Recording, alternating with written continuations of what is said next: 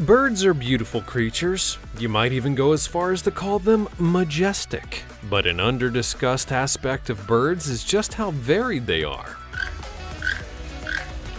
Some of them are so astoundingly one-of-a-kind that there's truly no other bird like them. These are the most unique birds in the world.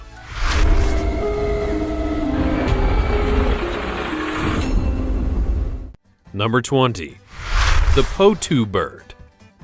The Potu bird is, without a doubt, one of the strangest and most unique birds in the animal kingdom. That is, if you can spot them. Their feathers and general physique, for that matter, are incredibly well suited to camouflage themselves in the wild. Potus come in a variety of shapes and sizes, and are the masters of disguise since they're only active at night and sleep during the day. Their plumage, like that of most other nocturnal birds, functions as camouflage, making them seem like a piece of a tree or even a broken-off stump. The common Potu bird whistles a sorrowful succession of notes that descend in pitch, while the great Potu bird makes a deep guttural sound and loud squawks.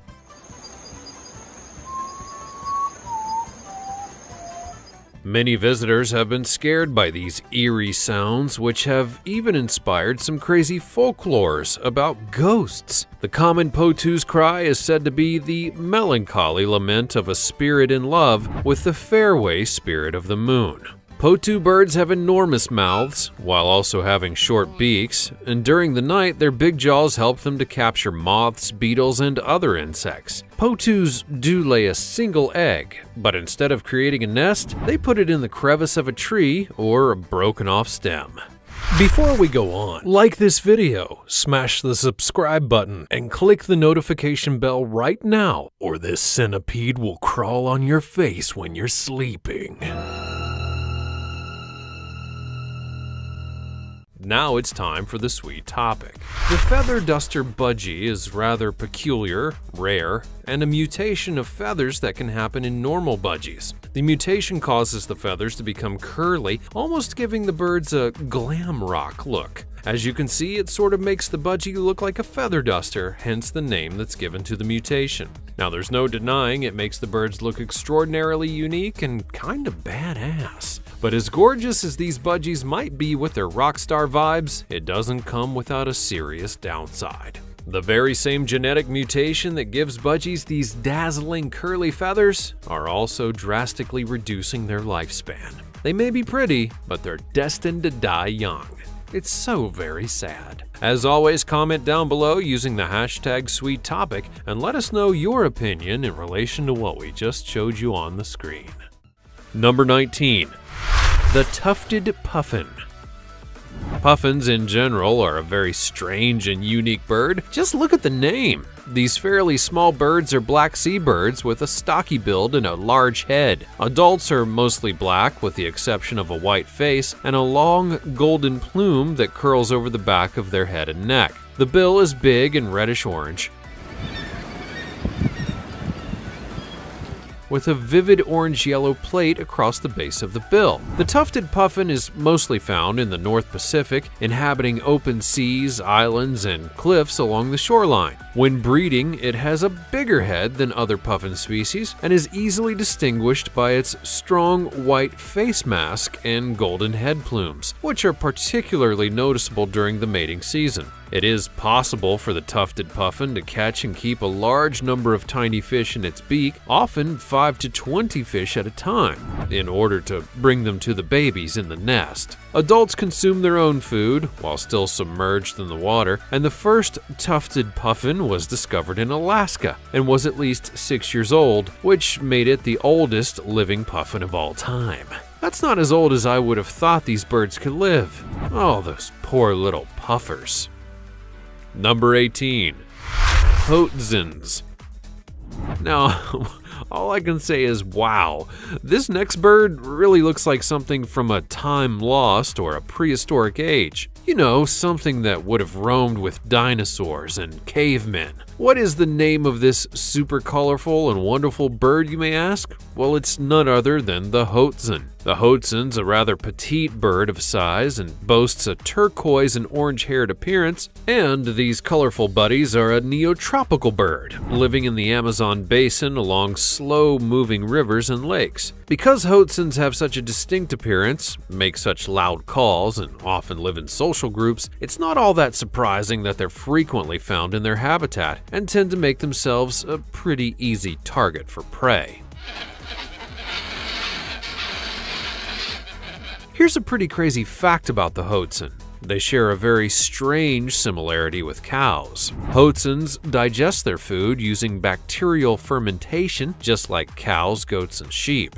The Hoatzin is the only bird in the world that has stomach compartments situated deep in the belly rather than in the rest of the digestive tract. Because the bird's diet consists almost entirely of leaves, which feed to the crop where bacterial fermentation takes place, the process is actually started by the crop itself. One of the drawbacks, though, of this bacteria, well, it can smell really awful. The Hoatzin is sometimes referred to as the stink bird because of the foul-smelling bacteria that they emit. Number 17. The Kakapoo.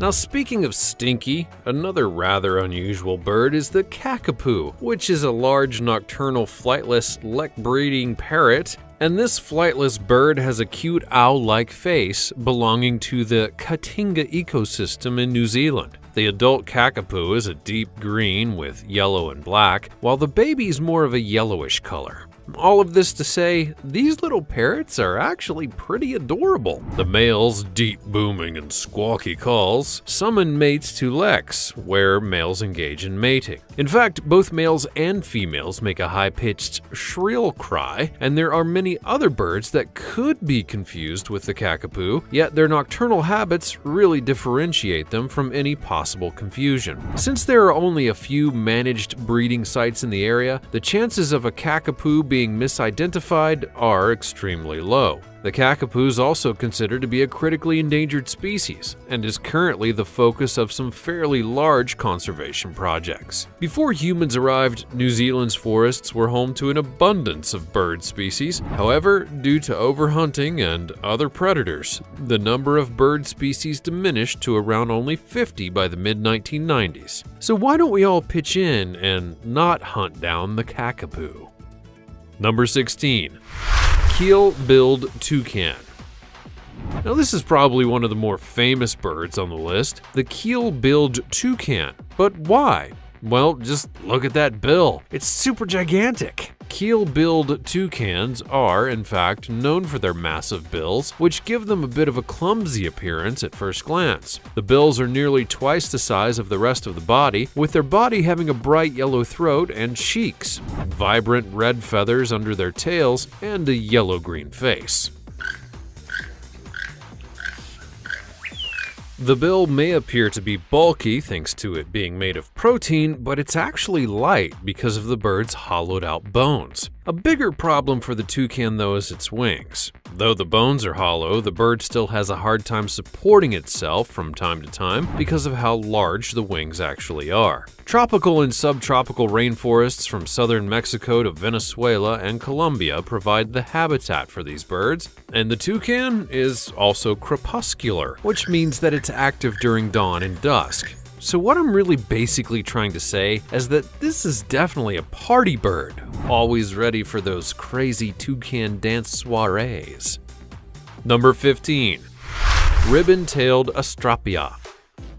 Such a fitting name for a bird that has such a fabulous tail. It really does look like a little ribbon, doesn't it? The ribbon-tailed Astrapia is found in the forests of the Central Highlands in Papua New Guinea, which also serves as its breeding grounds. This colorful bird of paradise has a long, thin, and ribbon-like tail that is much larger than its body, with a total height of the bird being 32 centimeters long, including the tail. Adult males have an iridescent olive green and bronze plumage. Their long tails, when they're just hanging out on a branch, can sometimes perk up and come up behind their head. Though the males between the ages of 15 and 20 do have missing white-tail feathers, the female has a brown body and head with iridescent feathers, and because of their looks, they can sometimes be mistaken for the nightingale. And also, just like the nightingale, the male Astrapia bird is polygamous. The name Astrapia was picked in order to commemorate the great naturalist and explorer of New Guinea, Fred Shaw Mayer. He was believed to have discovered the bird in 1938 and gave it the scientific name for the ribbon-tailed peacock. The ribbon-tailed Astrapia is listed as vulnerable because of its habitat loss and overhunting, because, you know, everyone wants those beautiful feathers. As of now, the bird is officially categorized as extinct in the wild. Number 14. The Quetzal. Speaking of birds with super long tails and wonderful tropical feathers, the next bird on our list definitely fits the bill. The Quetzal is also known for its vibrant plumage, and the long tail feather of the bird, which easily surpasses the length of the bird's body, is its most distinctive physical attribute, much like the Astrapia. The Quetzal is mostly green in color with a red breast and can only be found in regions of Mexico and Central America, and even then only in the distant highland and cloudy forest locations like Guatemala's highlands. The Quetzal, which is a member of the trogon family, is a national bird of Guatemala and is the country's main symbol. Now, it may be seen on the country's flag along with its coat of arms, as well as providing its name to the country's national currency, among other places, and not only does it symbolize independence in the ancient Mayan world, but they're also considered to be one of the Mayans' spirit guides, known as Nahuals. Given that Quetzals often nest more than 200 feet above ground and that they're mostly green in color, they're not really often the most obvious birds to detect in a forest setting. They're also listed as near threatened on the IUCN Red List, which is due to the loss of their natural habitat. Number 13. Magnificent frigate birds. Now, could you imagine being so cool that scientists would put the word magnificent directly in front of the name of your species? How cool would these birds really have to be? Well, magnificent frigate birds are fairly big seabirds with long angular wings that are distinctive in appearance, and they also have a tail that's deeply forked and is often retained closed in a pointed position. The bill is long and strong with a noticeably hooked tip at the end of each side. And the magnificent frigate bird is primarily black, with a few patches of white on its head, chest, and belly. The females are distinguished by a white breast and a black head, and juveniles start off with a white head and belly, and as they get older, their heads get darker. Younger birds also have a faint tan stripe on the top wing, the same as the adult. When males are capable of breeding, they become totally black, with the exception of a bright red neck pouch that is not always visible. This depends on the angle that you look at the bird. Though, look at that little sack. I wonder what they keep inside of that thing. Despite the fact that they're an oceanic bird, they don't really dive for fish. Instead, they skim fish off the surface of the water or chase after other birds, causing them to abandon their recent meal, all in order to escape. Number 12. The sand grouse. SpongeBob SquarePants? More like sand grouse sponge feathers. The bird called the sand grouse is seriously able to transport water back to the nest by carrying it inside of its feathers, all so that it can rehydrate its little chickies. It seems to be impossible, and for decades, experts believed it to be a hoax that was created by the media. However, this is actually not the case. The male flies up to 20 kilometers to a small watering hole in the chill of the desert morning, wades into the water up to his belly, and then gathers it by the process of rocking. The bird fills up by shifting its body from side to side and vigorously shaking its belly feathers in the water, and this process can take up to 15 minutes. A sand grouse is capable of absorbing and transporting 25 milliliters of fluids, and this is because of its coiled, hair-like extensions on the feathers of its belly. That's a little more than 2 tablespoons. Once the male sand grouse is returned across the desert with his life-giving feathers, the chicks then congregate around him and use their beak like tiny squeegees to milk the water from their father's belly feathers, which they probably really needed considering that they live in the Sahara Desert and all. Nature does really seem to find a way of working itself out. Number 11. The marabou stork. These are some of the craziest looking storks ever, if I may say so myself. Marabou storks have hollow toe bones in addition to hollow leg bones, and that's important for the adaptation of flying in such an enormous bird. The African marabou stork has a wingspan of 2.66 meters, standing at a height of 1.5 meters. The males are distinguishable by their enormous air sacs and are somewhat bigger and taller than the females. A long crimson pouch hangs from the neck of the stork. But they are always ready to exploit any opportunity for a meal. And during courting rituals, this pouch is employed to impress the ladies. During the breeding season, the bare 18-inch inflated pink sac stands out even more, working as a sort of resonator, connecting directly to the left nostril and enabling the bird to generate a guttural croaking sound. The marabou stork is normally quiet. However, if it does feel threatened, it's going to make a beak clacking sound, which is actually pretty terrifying. But what does the marabou stork eat? Well, the same thing as vultures, actually. Everyone else's leftovers. Although it may not seem so nice to humans, marabou's behavior is very important to the ecology in which they live. By picking at corpses and decaying garbage, the stork aids in the prevention of infection transmission of diseases. They're scavengers that devour anything from termites to flamingos, along with tiny birds and animals, as well as human garbage and dead elephants. Ew. Number 10. The standard winged nightjar.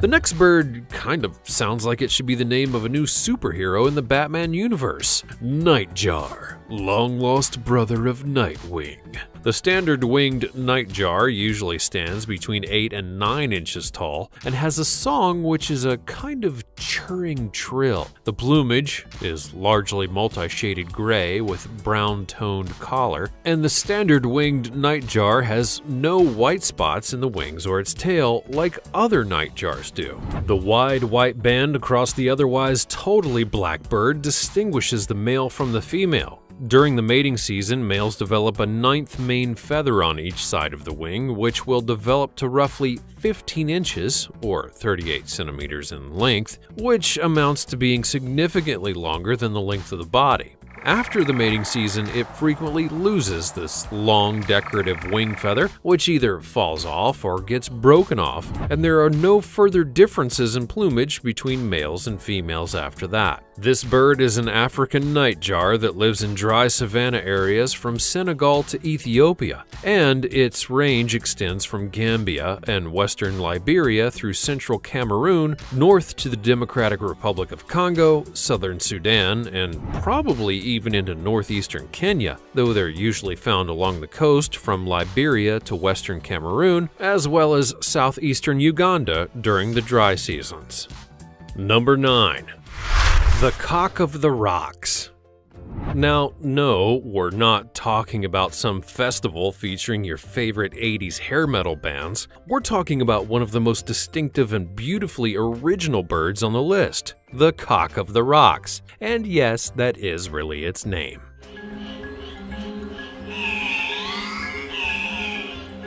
Not only is its name wholly original, but their entire physique is amazing as well. Apart from being one of the most recognizable birds in the world, this Andean condor is a bird that's substantially bigger and chunkier than any thrush. Males utter pig-like squeals and hop and dance for females at dawn around a different display site in the cloudy forests at medium altitudes where they're most commonly seen, occasionally encountered in other parts of the forest, particularly around fruiting trees. Males may be either bright red or orange in color, with black wings and large silver tertials, along with orange legs and a puffy rounded crown. Females, on the other hand, may be either bright crimson or orange in color. Nests are built along boulders or cliff walls, and out of all birds, there's only one other species that's even comparable to the cock of the rock, even though there's no overlap in their ranges. All that's to say that this Andean condor truly is one of a kind. Number 8. The Hooded Pitahui. Now, I think we've all heard of poisonous snakes, spiders, and even frogs, but have you ever heard of a poisonous bird? Well then, let me introduce you to the Hooded Pitahui. one of the world's only living toxic birds. It's even the world's first venomous bird to have been formally reported in a scientific journal or book. Roughly the size of a dove, with black feathers on the head and an orange or red belly, it stands at about 9 inches in length on average. They're what's called passerines, aka songbirds, and are part of the corvid family, together with crows and ravens. They feature sharp claws on the ends of their black legs, as well as a powerful black beak. The colors and odors of the hooded pitahui are assumed to be aposematic, meaning that they're intended to deter predators from attacking. This bird is found in the rainforests and tropical jungles of New Guinea, an island situated north of Australia. These birds are omnivorous birds, meaning that they'll consume a wide range of both plant and animal items, such as berries and insects. Corazine, a New Guinea beetle, is also a component of their diet, and is thought to be the source of the deadly qualities of the bird. So, if by some crazy chance you do see this bird in the wild, run away as fast as you can. Number 7. The three-wattled bellbird. These little wormy things on the three-wattled bellbird seem weird, but that's just the male that has these 3 slim, elongated gray-black wattles, the worm-like skin thingies hanging from his beak. The female lacks these wattles and has a completely different appearance than the male, but both sexes do have a huge black beak and a robust body. The female has an olive green head with thin yellow lines, a small yellow eye ring, and a brilliant yellow underside, along with broad dark olive green stripes. The female is therefore well camouflaged under the canopy's luxurious greenery. The male, on the other hand, has a dazzling white head, neck, and chest, as well as a consistent chestnut rufous hue all over his body. So he's not really so great at camouflage, but is awesome for attracting mates. This bird may be found between eastern Honduras and western Panama in the intermediate to upper forest levels of the lowlands, all the way to elevations of 900 to 3,000 meters or above. Outside of the mating season, it's frequently found at lower altitudes in the woodlands where this bellbird hangs out, and has an unpleasantly strange bonk that's often heard. This is actually the mating call of the bird. Because the bellbird sings among the topmost branches of the canopy, its well-projected cry may be heard up to half a kilometer. Number 6. The Sri Lanka frogmouth. The Sri Lanka frogmouth resides in the western Ghats of South India and Sri Lanka, and is a tiny nocturnal bird with a length of around 22 centimeters. These birds are sexually dimorphic, meaning that each sex has its own feather colors, with males being a light gray-brown and females being chestnut. The males also have a speckled crown and narrow barring. Their eyes are surrounded by short, stiff bristles, while the bill is broad and hooked in the middle. The eyes are forward-facing, and the nose is slit-like. Frogmouth species in deep tropical woods, evergreen woods, and bamboo thickets sleep in trees and might actually be found in plantations from time to time. Insects, beetles, and moths make up what these nocturnal birds eat, while moss, down feathers, lichens, and bark are used to construct the nest. A single egg is deposited, and both parents incubate it in turn. Finally, there's some co-parenting in the animal world. Number 5. The King of Saxony. Now, we had one bird that had magnificent in the name, and this time we've got one that's a king? Well, what's next? A bird that's called a fish? The King of Saxony is a bird of paradise, and is a monotypic genus with just one member, which is kinda lonely. But what's even lonelier is that the bird is only found in New Guinea's highland forest. Natives of Papua New Guinea and Western New Guinea refer to the bird as kasaba, which is a human interpretation of the male's loud booming cry.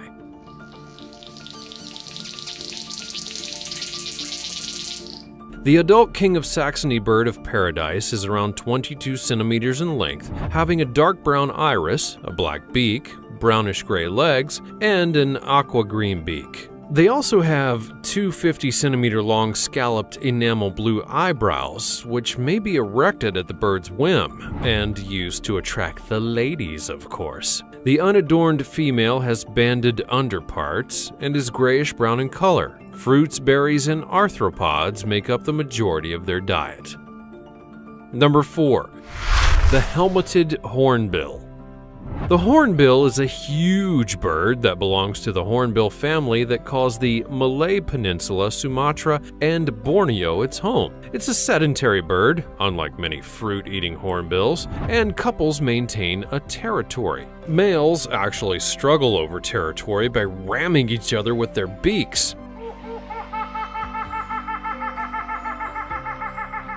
So, they're lazy and they're violent? It's kinda starting to seem like these birds are really likable. Except for the belly and their legs, which are blackish, and the tail, which is white with a black band towards the tip, the helmeted hornbill has largely blackish plumage. The tail itself can be quite lengthy, and the 2 center tail feathers are substantially longer than the rest, reaching up to 1 meter in length, which gives the bird a maximum length of 160 centimeters. This makes it the longest amongst all hornbills. Females have a blue throat patch, while males have a red one. The large display of growth on the bill's upper mandible extends from the bill's base halfway to the tip, where it then suddenly stops. This and the bill are yellow. The preen gland's red secretion covers the sides and the top of the growth, as well as the base of the bill, although the front end of the growth and the distal half of the bill are often just left yellow. Number 3. The Inca tern.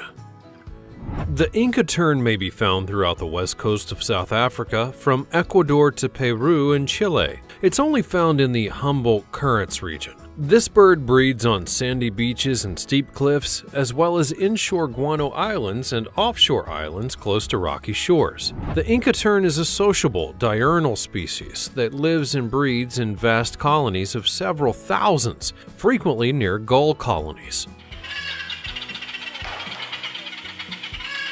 When eating, Inca terns often mingle with whales and sea lions, snatching food from these fellow marine creatures. They eat by diving from a great height after a short flight above their food, or by surface dipping, which involves swimming or sitting on the water and picking the food up from the surface. They can't swim very well since their webbed feet aren't really that large, so instead they stay put with their habitat. However, non-breeding birds may actually migrate depending on food availability. Number 2. The golden pheasant.